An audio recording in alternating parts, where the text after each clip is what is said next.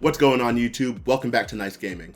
I'm McGarvin and today you're tuned into a brand new episode of Renew or Revoke, where we look at your favorite things, but as video games. If you grew up in the early 2000s, there's a 100% chance you know all about the kid with the superpowered mind and the mechanical canine. Today we're looking at a game based on a movie, based on a show, based on a movie. You got all that? Good, me neither. Let's take a look at Jimmy Neutron, Attack of the Twonkies. As a series, Jimmy Neutron was way ahead of its time. Rendered completely in CGI, a rarity in the early 2000s, the show is a spin-off of the mega-hit movie of almost the same name and follows the adventures of 10-year-old Jimmy Neutron as he navigates everyday life as a boy genius in an aggressively average town. The show, which debuted a year after the 2001 movie, was one of Nickelodeon's bigger hit series, spawning 122 episodes and 8 TV movies before coming to an end just 3 seasons later in 2006.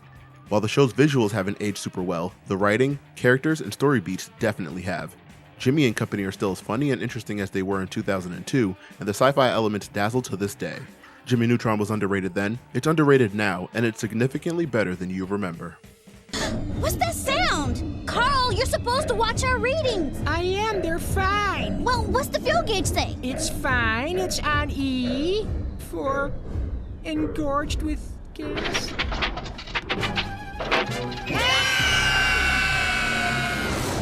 The most impressive thing about Jimmy Neutron might just be how much content they were able to put out in the 4 years that it ran. Once it was clear that Nickelodeon had a hit on its hands, they wasted no time going to THQ to release 4 tie-in games, including the subject of today's review, Attack of the Twonkies. Being that Attack of the Twonkies was the final Jimmy Neutron game to be released, it serves as the de facto swan song for the series in the video game world. So the real question is, did Jimmy Neutron and company go out on a high note? Both versions of Attack of the Twonkies tell the same story, but with slight alterations for gameplay reasons. Like the special, AOT the game opens with Jimmy showing off Twonkies 3, a comet that's due to enter Earth's orbit later that day. As Jimmy closes out his presentation, Principal Willoughby enters and informs the class that the school's chorus has been selected to sing alongside the popular band Greystar at the opening of the city's new stadium in a couple of days. While the rest of the class is extremely excited about this, Jimmy has bigger fish to fry as he gets ready for his trip into space. After returning to his lab and assembling the pieces to his rocket, Jimmy and Goddard blast off into space as Twonkies enters Earth's orbit. Following a pit stop on a nearby satellite, Jimmy and Goddard land on Twonkies. Goddard turns up the rocket's radio to use as a landmark, and the pair begin harvesting the comet's special minerals. Following an excavation, Jimmy returns to find his ship under siege by a giant red monster, but luckily he makes it back in time to save his ship and escape the comet. Now safe back on Earth, Jimmy reconvenes with Sheen and Carl, and the trio discover a small alien creature that has managed to stow away in Jimmy's belongings. Sheen, distracted as usual, overhears a nearby radio and turns up the jams, causing a reaction in the newly dubbed Twonkie. In a scene straight out of Joe Dante's Gremlins, the music transforms the Twonkie from a cute cuddly critter to a hideous angry monster that begins to run amok about the classroom. With his quick thinking, Jimmy is able to invent a shrink ray and escapes the classroom. He decides to do a little research on the alien and heads to the library, where he must fend off Butch the bully before finding the information he's looking for. Unfortunately for Jimmy, the Twonkies have begun multiplying and escape the building, much to the frustration of Principal Willoughby and Mrs. Fowle, who call the school emergency and send everyone home. Jimmy heads home to create a solution to his twonkified mess and ends up saving Sheen from an evolved Twonkie known as a Stomper. In the process, Jimmy learns that Stompers, and the even more evolved Gromps, devolve back into more manageable Twonkies when exposed to harsh noises, leading Jimmy to invent a way to weaponize Sheen's voice. Could have just used Kesha, am I right? After clearing out the neighborhood of the Stompers, Jimmy makes his way to the playground to tackle a shockingly large adult Twonkie that is causing all sorts of mayhem. Jimmy is able to weather the storm and heads downtown in search of more Twonkies to round up. Between the record store, several rooftops, and even Candy Bar, Jimmy is cleaning up the city like it's community service. His quest to save the city leads Jimmy to a park where he must help Carl and Nick before coming face to face with another adult Twonkie, this time a cooler white one. After putting this Twonkie on ice, Jimmy heads over to Retroland where purple Twonkies are wreaking havoc all over the theme park. Once there, Jimmy learns from Sheen that a giant purple Twonkie has taken Ultralord hostage, and that the only way to save him is to earn 50 tokens at the arcade and enter the indoor roller coaster area. Fuck this stage. Jimmy eventually earns enough tokens to enter the coaster, defeat the Mauve Menace, and free Ultralord. With most of the Twonkies accounted for, Jimmy has one last obstacle before him. He must free a radio station that has been overrun with the final few Twonkies. After reclaiming the radio station, Jimmy and friends are gifted tickets to the Greystar concert down at the city's new arena. Despite it being an obviously poor decision, Jimmy attends the concert with a bag full of Twonkies, and things go predictably awful. Jimmy is faced with the game's final boss, a super giant Mega Twonkie with the power to shapeshift. Using the arsenal of weapons he's invented to this point, Jimmy is able to subdue the super giant Mega Twonkie, and the day is saved. Or is it?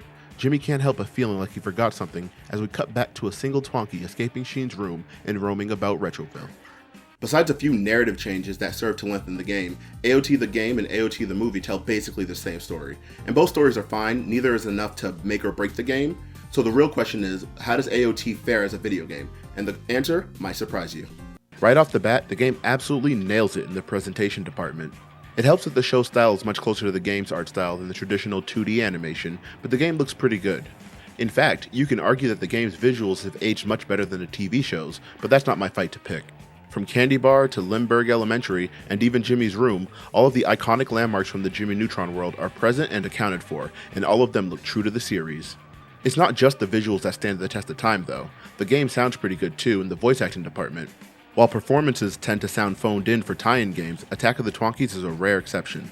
In fact, some of it sounds like it was ripped straight from the TV show itself. Mr. Neutron, you're lucky I'm in a good mood today. And do you know why I am? 'Cause your mom packed your favorite lunch? Mr. Neutron, you're lucky I'm in a good mood today. And do you know why I am? 'Cause your mom packed your favorite lunch? Gameplay-wise, AOT is solid, even if a bulk of your time is spent tracking down various parts and pieces that Jimmy can use to create either gizmos, inventions, or super inventions.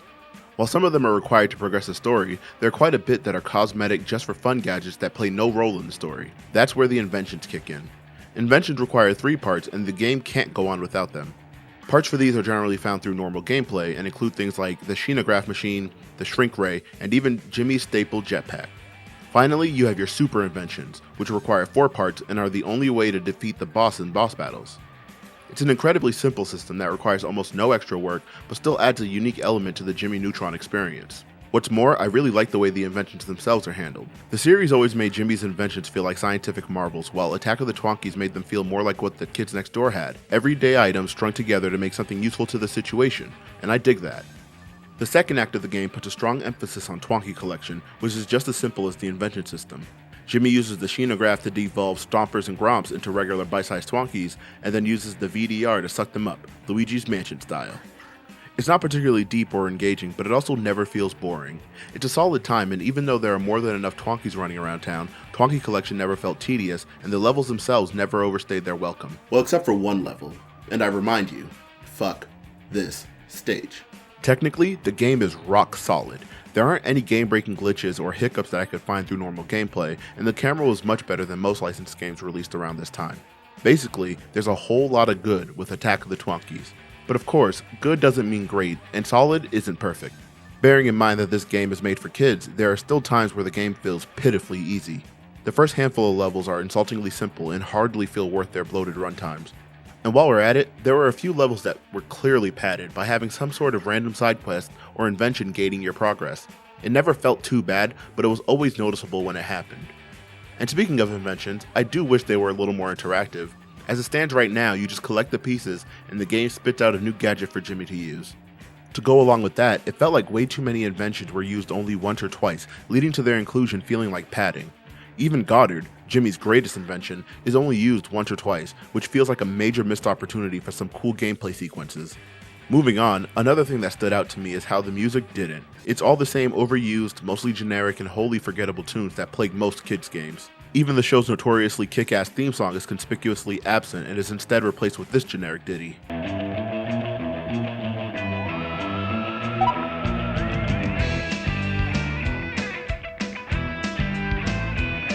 It's not bad, but it's not Man or Astroman, and that's for sure. And really, that might be the theme of Attack of the Twonkies. Nothing about it is that bad. It does most things well enough while not doing anything egregiously bad. Well, there is one thing. Oh right, thanks live action me, I almost forgot. Attack of the Twonkies does most things well, but there is one level in particular that can just fuck right off. Before the final act of the game, Jimmy must win 50 tokens from the arcade to progress the story. There are 5 machines that award 10 tokens each, and each machine puts a Jimmy Neutron spin on an arcade classic. And so began an hour and a half of the most tedious bullshit that I've ever experienced in my 28 years on Earth. Holy shit, this sucked. Remember when you were younger and you wanted a Game Boy, so your mom went out to Walmart to get you one, and instead came home with that cheap-ass generic Game Boy that played only the preloaded arcade games? Now imagine that, but with twice the frustration and half the disappointment. That's what it was like playing through these levels. My frustration here is twofold. One, I don't like arcade games very much, so I never bothered to get good at them. In this case, they control like trash, and their inclusion here grinds the story to an absolute standstill, given that beating the high score takes way too much time in the first place. 2. I don't like games that gate your progress using a mechanic that hasn't been used anywhere else in the game before. It feels unfairly cheap and really pulls me out of the game. Furthermore, no game should take an almost 2-hour detour from their main gameplay style moments before their climactic final battle. It's unnecessary in the best case, and downright maddening in the worst case, and this is definitely a case of the latter. Still, I think Attack of the Twonkies is a good analogy for the Jimmy Neutron series as a whole. It does most things fine, a few things extremely well, and very few things wrong. It's not a slam dunk tie-in title, but I think it plays well enough, and both the story and presentation are very good. That said, Jimmy Neutron Attack of the Twonkies earns a renew. It's not special by any means, but if a game does enough to hold your attention while being presented in a strong style with very few obvious gaffes, then it's hard to give it anything but a renew. It won't be the best game you play, but it definitely won't be the worst, and at a minimum, it'll do a great job reminding you why Jimmy Neutron was way better than you remember. I went into this game not really expecting to be blown away, and to be fair, I wasn't. This game isn't a lot of things, but what it is a good time and a solid tie-in title that avoids the obvious pitfalls that a lot of other games stumble into.